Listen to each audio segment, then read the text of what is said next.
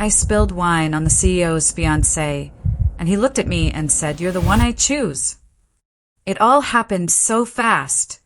I was just trying to navigate through the crowded gala hall, holding my glass carefully. The last thing I wanted was to cause a scene, especially not by spilling wine on the CEO's fiancée, the perfect image of elegance and grace. But fate had other plans. My hand trembled slightly, and suddenly, red wine splashed across her pristine white dress. Gasps rippled through the room as all eyes turned toward us. The fiancée's face flushed with shock and anger, her lips tightening into a cold smile. I felt my cheeks burn with embarrassment, the weight of every judgmental glance pressing down on me. Just as I braced myself for a harsh reprimand, or worse, the CEO stepped forward. His eyes locked onto mine, not with anger, but with something unexpected. He raised his voice, cutting through the tension, "You're the one I choose." The words echoed through the room, silencing the murmurs and shocking everyone present. In that moment, the world seemed to tilt on its axis. I could hardly believe what I was hearing. Was this real? Or was I caught in some surreal dream? His declaration didn't just save me from humiliation. It changed everything. Suddenly, the fiancée's glare seemed powerless, and I felt a strange sense of hope bloom inside me. That night marked the beginning of a story I never saw coming. After the CEO's declaration, the room held its breath. The elegant fiancée, once so confident and poised, faltered for a moment, her eyes narrowing as if trying to grasp the reality of the situation. I could feel the weight of the stares, some filled with shock, others with curiosity or even envy. The wine stain on her dress seemed insignificant now compared to the storm that had just erupted. The CEO took my hand gently, leading me away from the center of attention, and for a moment, the noise of the gala faded into a distant hum. Sitting beside him, I tried to steady my racing heart and calm the whirlwind of emotions inside me, embarrassment, relief, and a spark of something unfamiliar yet thrilling. He looked at me with an intensity that melted away my doubts. "You don't have to be perfect to be chosen," he said softly. His words were more than reassurance. They felt like a promise. As the night unfolded, guests whispered and speculated, but I found solace in the quiet moments shared with him. It was as if, in that chaotic gala, we had found a small refuge, an oasis where I was more than the girl who spilled wine. I began to believe that sometimes fate intervenes in the most unexpected ways, and what feels like a disaster can be the start of something extraordinary. As the night went on, I found myself drawn deeper into the CEO's world, his calm confidence a stark contrast to the chaos of the gala. We talked quietly away from the crowd, sharing stories and laughter that made the tension of earlier moments fade into a distant memory. I noticed how he listened, not just to my words, but to the unspoken fears and hopes behind them. There was a kindness in his eyes that made me feel safe, something I hadn't felt in a long time. Around us, the party continued, filled with the clinking of glasses and soft music, but we were in our own little bubble. I realized that this night wasn't just about an accident or a bold declaration. It was the beginning of a new chapter, one where I was chosen, seen, and valued for who I truly was. When the evening came to an end, he walked me to the door, his hand lingering in mine, promising this was only the start. As I closed the door behind me, my heart raced with a mix of excitement and nervous hope. I knew the road ahead wouldn't be easy. There would be challenges, doubts, and moments of fear. But for the first time, I felt ready to face them. Not because I was alone, but because I had someone by my side who believed in me. And sometimes that makes all the difference. The days after that night were a whirlwind of emotions. I found myself replaying the CEO's words over and over. "You're the one I choose." At work, whispers and curious glances followed me, but there was a new kind of energy around me too. The fiancée avoided my eyes, and I could sense the tension whenever she was near. Despite the drama, I tried to focus on my tasks, determined not to let the gossip define me. The CEO's support was quiet but steady.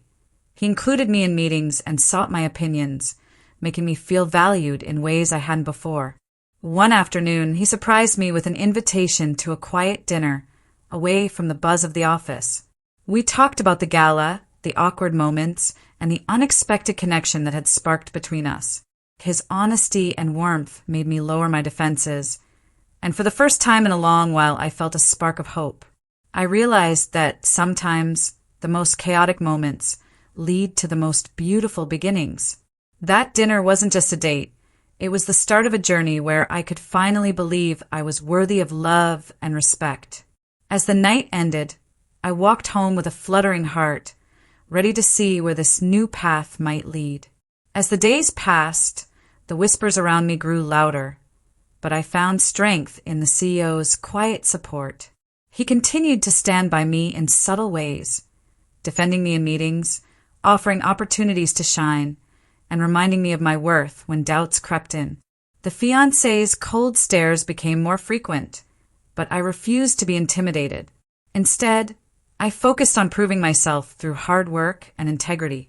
One afternoon, after a particularly challenging day, the CEO pulled me aside and said, "You've come so far. Don't let anyone make you forget that." His words were a balm to my bruised spirit. Outside of work, our connection deepened. We shared quiet moments, walks in the park, late-night talks, and laughter that eased the tension from earlier days. I began to believe in the possibility of happiness again, not as a distant dream, but as something tangible. Yet, I knew the road ahead wouldn't be smooth. There would be challenges, jealousies, and moments of insecurity. But with him by my side, I felt ready to face whatever came next. That afternoon's encouragement stayed with me, a reminder that resilience and belief in oneself are the strongest armor. One evening, after a long day filled with meetings and unexpected challenges, the CEO invited me to a quiet rooftop overlooking the city skyline. The night air was crisp, and the city lights twinkled below like a sea of stars. We stood in comfortable silence for a moment before he spoke softly. "I know this hasn't been easy for you." The whispers, the glances, "But I want you to know that I'm here, not just as the CEO, but as someone who cares deeply." His words warmed me, melting away the lingering doubts and fears. I realized then that strength isn't about facing the world alone. It's about finding someone who stands with you, no matter what. We talked for hours, sharing dreams and vulnerabilities, weaving a fragile but growing connection. As the night deepened, I felt a new kind of hope blossoming within me, one that wasn't just about being chosen, but about being seen and accepted for who I truly was. That rooftop became a sanctuary, a place where the past shadows couldn't reach us. And as we stood there, hand in hand, I whispered a silent promise to myself, to trust, to hope, and to never be afraid to be seen again. The journey ahead was uncertain, but for the first time, I felt ready to embrace it with courage and an open heart. The following days were a whirlwind of emotions. The CEO's unexpected declaration had changed the dynamics around me, but I still struggled with lingering insecurities. At work, whispers and sideways glances persisted, and the fiancé's cold presence was a constant reminder of the drama unfolding behind the scenes. Yet, amidst the chaos, I found solace in the CEO's unwavering support. He involved me more in decision-making and valued my opinions, giving me a sense of belonging I hadn't felt before. One afternoon, he surprised me with an invitation to a quiet dinner, far from the prying eyes of the office.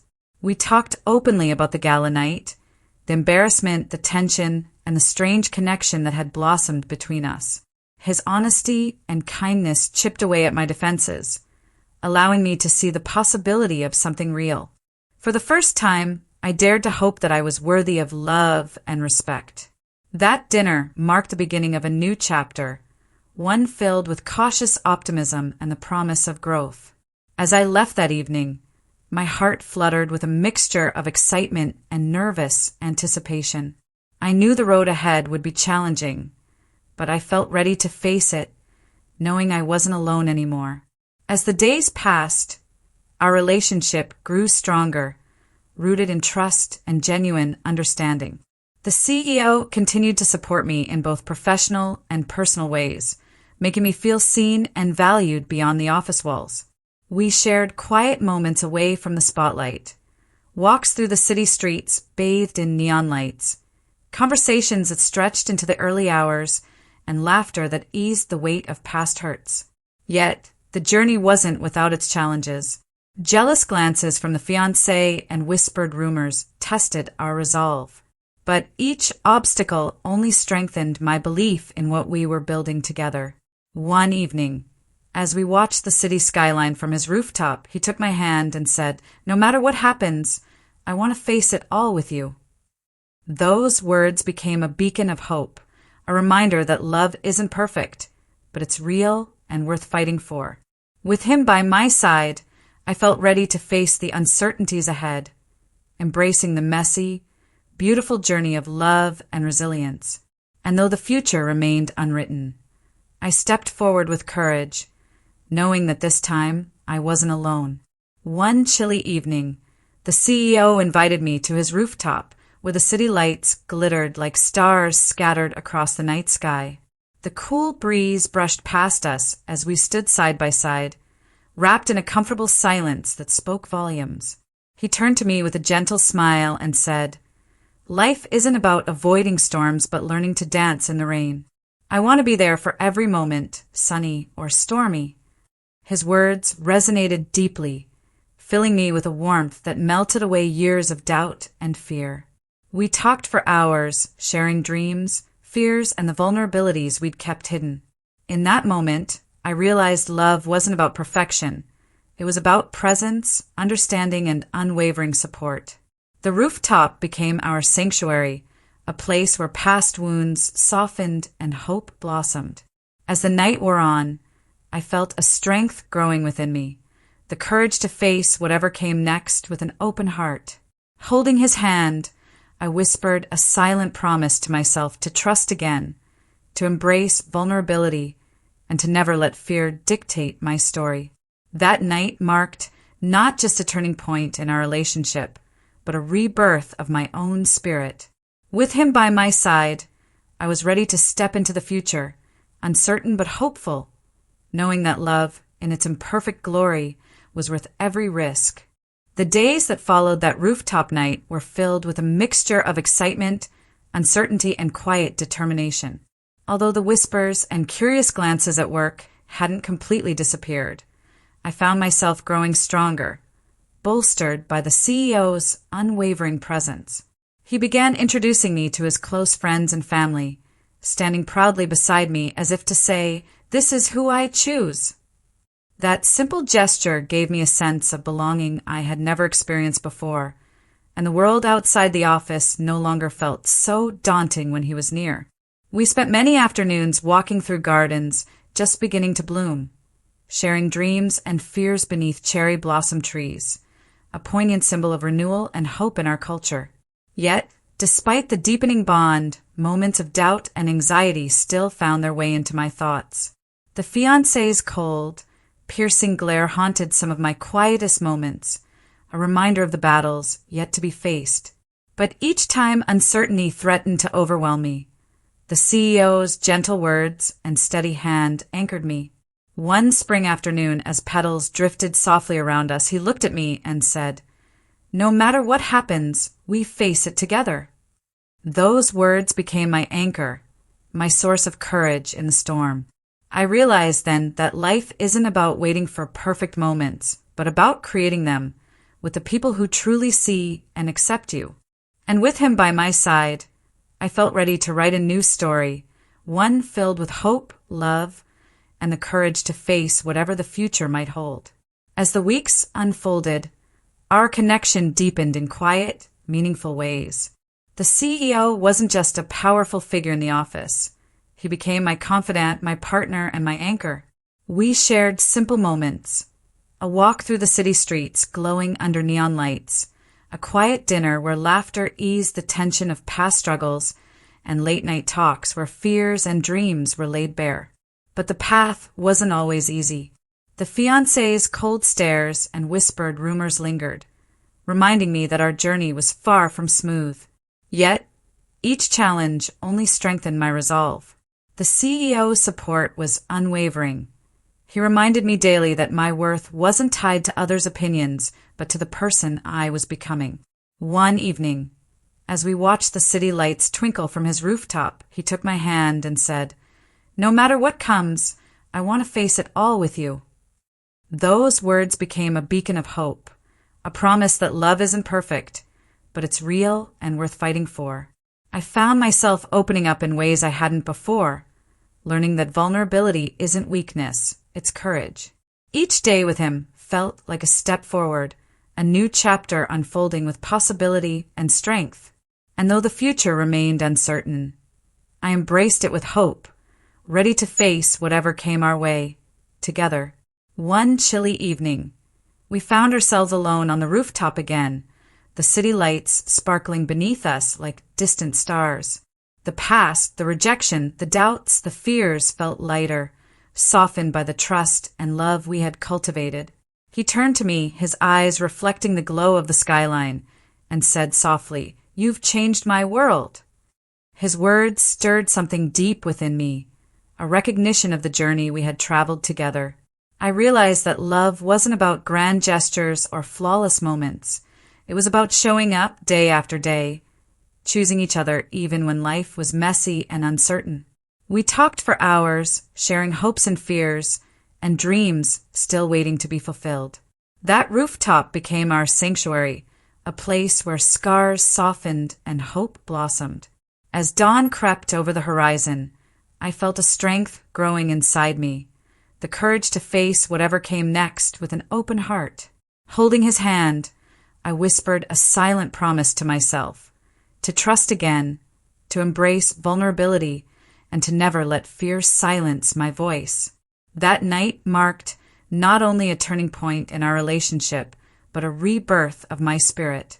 With him by my side, I was ready to step into the future, uncertain but hopeful, knowing that love in all its imperfect glory was worth every risk.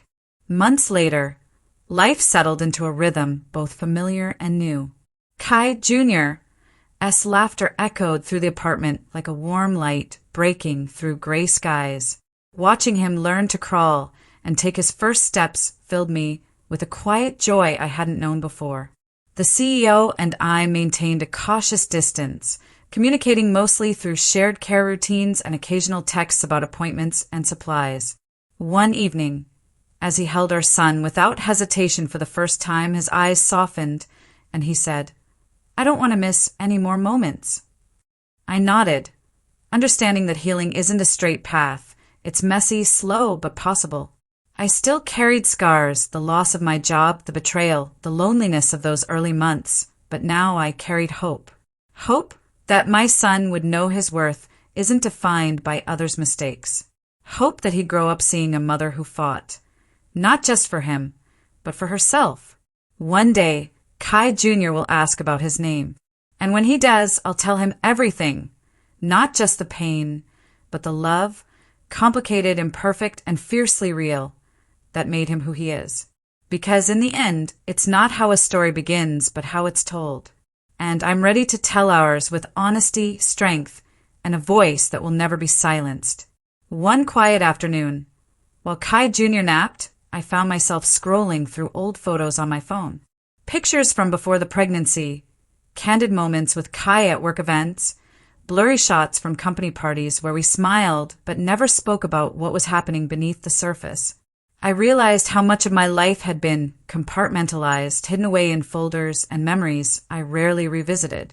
Yet, here was my son, asleep in the next room, a living reminder that those chapters weren't the end of my story. I texted Kai something simple, "Thank you for showing up." His reply came quickly, learning every day. For him, it wasn't much, but it meant everything. That small exchange felt like a fragile bridge, unsteady but real. I don't know where this path will lead us. Maybe someday we'll heal enough to call each other family again. Maybe not. But the weight of the past no longer drags me down. I carry it with me, sure, but it doesn't define me. Instead, I choose the moments I create now. The laughter, the quiet mornings, the bedtime stories, weaving our own narrative. And for the first time, I feel free. Not because the CEO recognized his son, nor because my name is cleared, but because I found my voice. And that voice will never be silenced again. The final moment of closure came unexpectedly on a rainy afternoon. A package arrived at my door, no sender's name, only my address written in familiar handwriting. Inside was a photo album filled with old, unseen pictures of Kai holding me during a company retreat, laughing with colleagues, and from the early days when we believed in something more. Alongside it was a brief, honest letter. I can't change the past, but I want to be part of his future. Thank you for naming him Kai. It means more than you know. Sitting on the floor with the album in my lap, the rain tapping softly against the windows, I felt a mix of sadness and peace. That was the last thread tying me to the man who once erased me, not an apology or a promise, but a quiet acknowledgement. And for me, that was enough. I closed the album gently and looked over at Kai Jr., now playing with his blocks, his laughter filling the room. This story isn't about perfect endings or fairy tales. It's about survival, truth, and the messy, beautiful journey of reclaiming yourself. And as long as I have my voice and him, I know the future is ours to write, no matter what it holds.